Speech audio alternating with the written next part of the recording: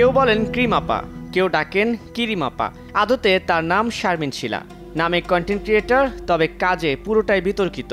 বিউটিশিয়ানের নামে বানান জাতা ভিডিও, করেন লাইভ, সঙ্গে থাকে অশ্লীল অঙ্গভঙ্গিও। তার চেয়েও বড় অভিযোগ, কন্টেন্টের নামে নিজ শিশু সন্তানকেও করেন নির্যাতন। তাতেই ক্ষিপ্ত নেটিজেনরা।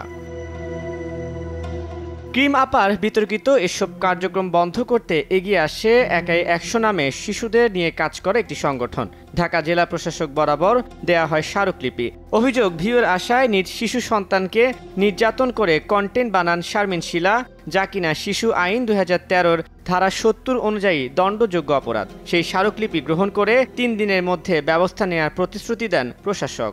আজকেও থানায় যেয়ে আমরা আসলাম, তো আমার ছেলে মেয়েকে যে কখনো অত্যাচার করি নাই এটা অনেকেই বোঝে।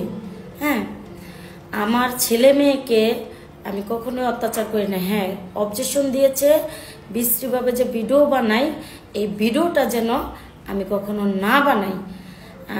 দেখা গেল এই কারণে আমি দেশবাসীর কাছে ক্ষমা চাচ্ছি। আর ক্ষমা চাওয়া, আল্লাহও কিন্তু ক্ষমা করে দেয় ক্ষমা চাইলে। বিপদ আজ করতে পেরে এবার দেশবাসীর কাছে আগেই ক্ষমা চেয়ে ভিডিও বার্তা দিয়েছেন ক্রিম আপা।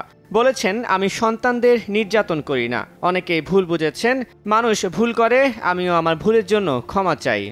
তো আমার ভুল হয়েছে, আমি এইভাবে ভিডিও বানাইছি। হয়তো বা সুন্দর কইরা সাজায় গুজায় ভিডিও বানানো আমার উচিত ছিল।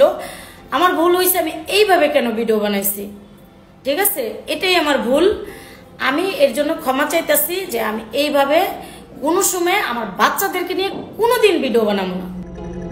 তবে ক্ষমা চাইলেও ক্ষমা করতে রাজি নন নেটিজেনরা। সোশ্যাল মিডিয়ায় অনেকে দাবি করেছেন আইন অনুযায়ী তার বিরুদ্ধে ব্যবস্থা নেবার। অনেকে বলেছেন তিনি মানসিকভাবে অসুস্থ, সুস্থতায় চিকিৎসার প্রয়োজন। আবার কেউ কেউ মন্তব্য করেছেন ক্রিম আপার ক্ষমা প্রার্থনা দেখে যা তা বানানো কন্টেন্ট ক্রিয়েটাররাও যেন সতর্ক হয়ে যান। তানভীর হাসান, সময় সংবাদ, ঢাকা।